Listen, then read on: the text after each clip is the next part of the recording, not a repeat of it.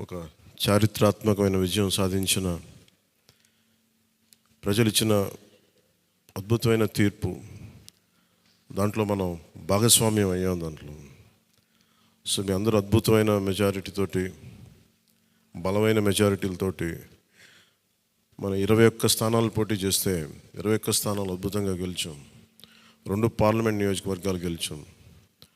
భారతదేశంలో ఎప్పుడు కూడా తీసుకున్న అన్ని సీట్లు, పోటీ చేసిన అన్ని సీట్లు గెలవటం అనేది చాలా చాలా rarest of the rare.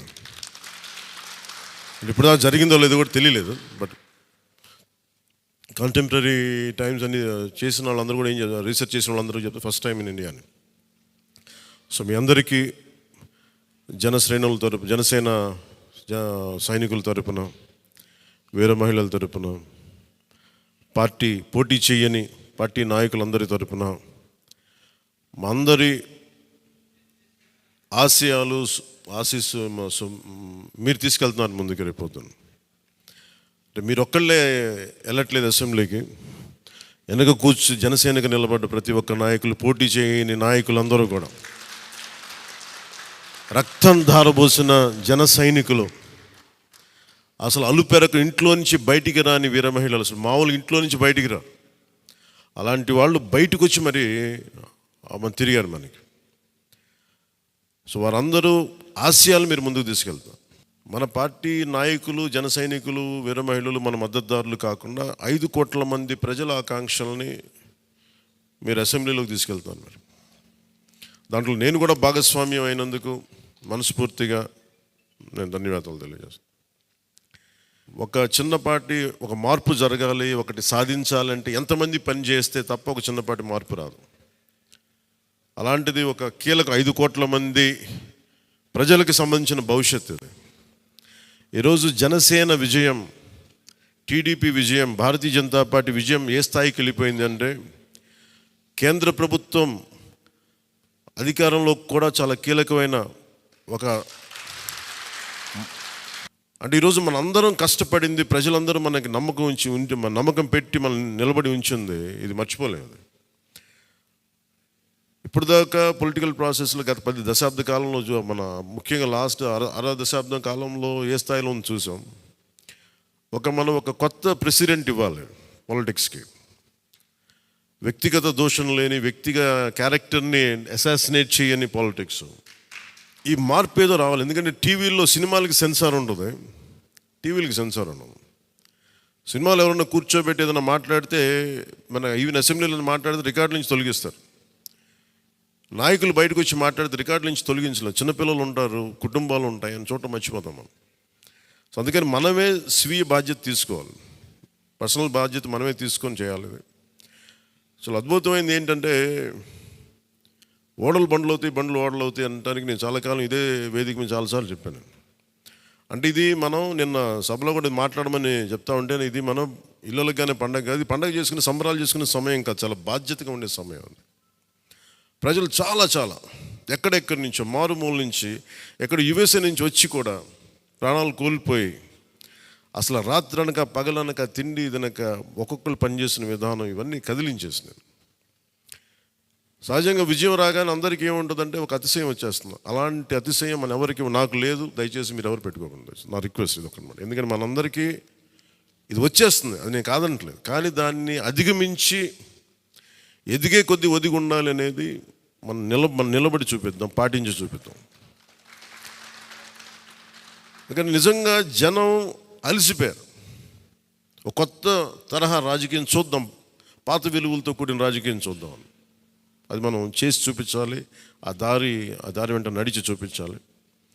Janasena ఆ రోజు నేను మాట్లాడితే, అంటే ఇది భగవంతుడు కరుణించాలి, ఇదేదో నేను పెట్టిన వ్యూహమో గొప్పతనమో నేను చెప్పట్లేదు. కానీ భగవంతుడి కరుణ, తల్లి కరుణ, ప్రజల ఆశీస్సులు, మద్దతు, 2019లో 1 సీటు కూడా ఉన్నది అటు ఇటు కాని పరిస్థితులు ఈ రోజున జనసేన ప్రధాన ప్రతిపక్షంగా అసెంబ్లీలోకి అడుగు పెట్టబోతుంది. మీ అందరికీ దానికి సంబంధించి ప్రత్యేకించి శుభాకాంక్షలు. అధికారంలో భాగస్వామ్యం తీసుకుంటాం ఖచ్చితంగా. అది రెండింటి మధ్య ఎలాగనేది, ఆ టెక్నికల్ ఆస్పెక్ట్స్ ఎలాగో చూడాలి. అది మీ అందరికీ నేను తెలియజేసుకుంటాను. అలాగే కేంద్రంలో కూడా మన ఆంధ్రప్రదేశ్కి కావాల్సింది చాలా కీలకమైన మనం పరిణామాలు చోటు చేసుకున్నాయి కాబట్టి ఆంధ్రప్రదేశ్ ప్రతి ఎంపీ చాలా బాధ్యత ఉంది. మన జనసేన నుంచి గెలిచిన బాలశౌరి గారికి కానీ తంగెళ్ళ ఉదయ్ శ్రీనివాస్ గారికి కానీ చాలా బాధ్యత ఉంది. ఇది మీ ప్రతి కదలిక, మీ ప్రతి మాట ప్రజలు చాలా సునిశ్చితంగా పరిశీలిస్తారు. ఢిల్లీలో మీరు చేసే ప్రతి కదలిక, ఢిల్లీలో మీరు మాట్లాడే ప్రతి మాట ఆంధ్రప్రదేశ్ నిర్మాణానికి ఉపయోగపడాలని కోరుకుంటున్నాను. అది దయచేసి ఎంపీలుగా దయచేసి మీ ఇద్దరు, అది ఎందుకంటే బాలశౌరి గారు అది మీ అందరి బాధ్యత. మీరిద్దరు గెలవలేదు, 5 కోట్ల మంది ప్రజలు మమ్మల్ని గెలిపించారు.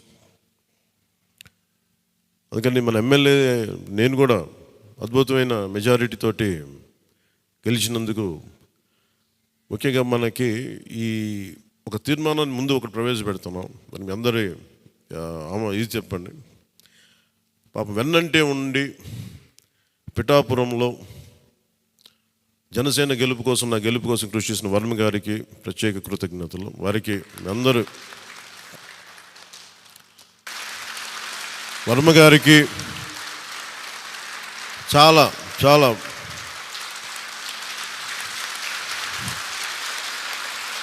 వర్మ గారా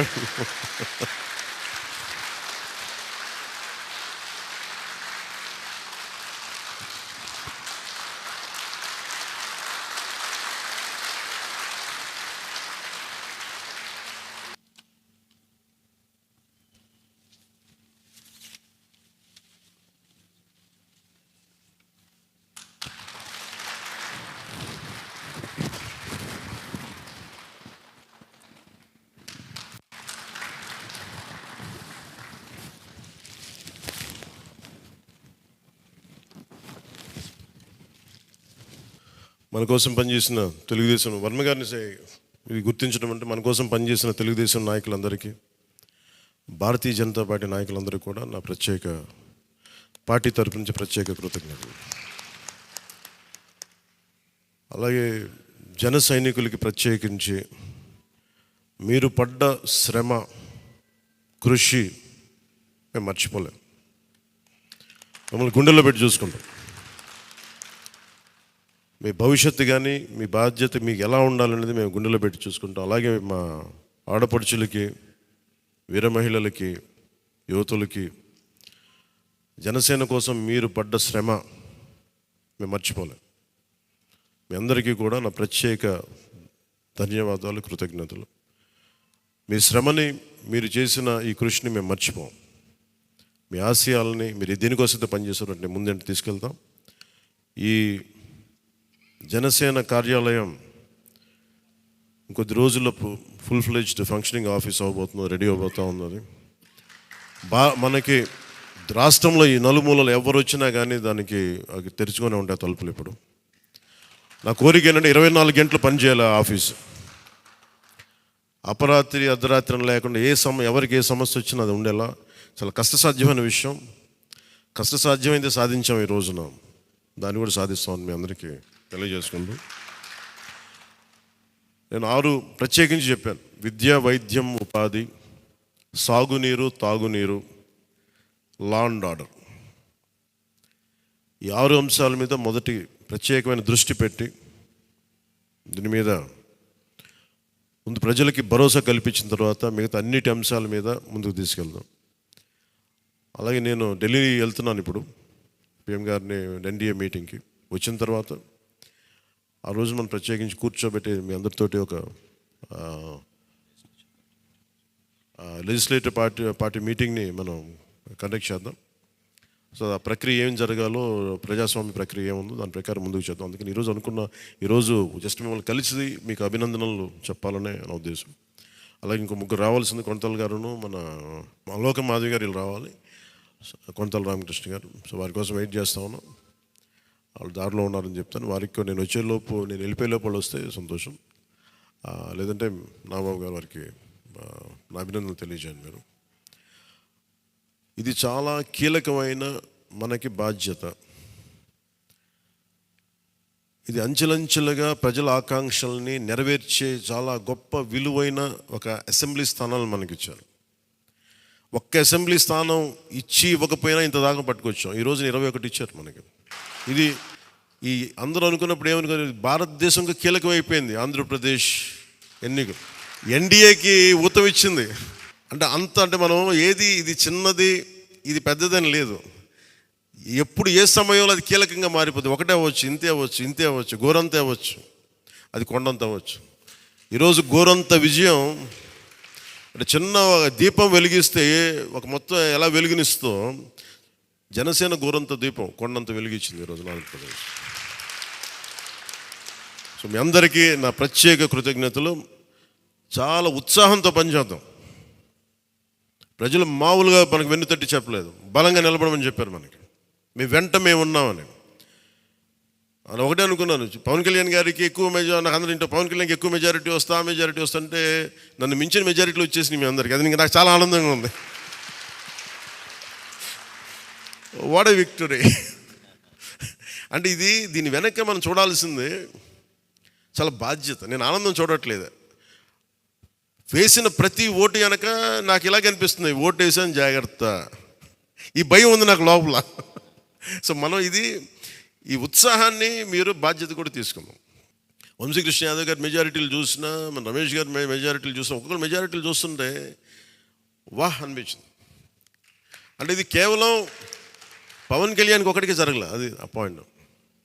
అంటే ప్రజలు ఎంత బలమైన మార్పు కోరుకుంటున్నారు అన్నదే దీని వెనుక మనం చూడాల్సింది. అందుకని చాలా అద్భుతంగా ప్రజలు ఇచ్చిన మ్యాండేట్ని, ఈ తీర్పుని గుండెలు పెట్టుకుని తీసుకెళ్దాం దీన్ని. అంటే ఈరోజు మీతో పంచుకుంటున్నా, కలగన్నా నేను ఆంధ్రప్రదేశ్కి ఏదైనా చేయాలి. ఇందాక మా నాన్న గారు చెప్తాను, మా నాన్న ప్రభుత్వ ఉద్యోగి, మా నాన్న ప్రభుత్వం జీతం తీసుకునేవాడు, రుణపడి ఉన్నదంటే. నేను కూడా చెప్తున్నాను, రూపాయి తీసుకున్నాను, సంపూర్ణ జీతం తీసుకుంటాను ఎమ్మెల్యేకి. తర్వాత నేను ఇవ్వాల్సింది ఇచ్చేస్తాను, అది పెద్ద పట్టించుకుని. కానీ ఎందుకు తీసుకుంటానంటే ఆంధ్రప్రదేశ్ ప్రజల సొమ్మును తింటున్నా ఆ బాధ్యత అనుక్షణం గుర్తు చేసుకోవడానికి.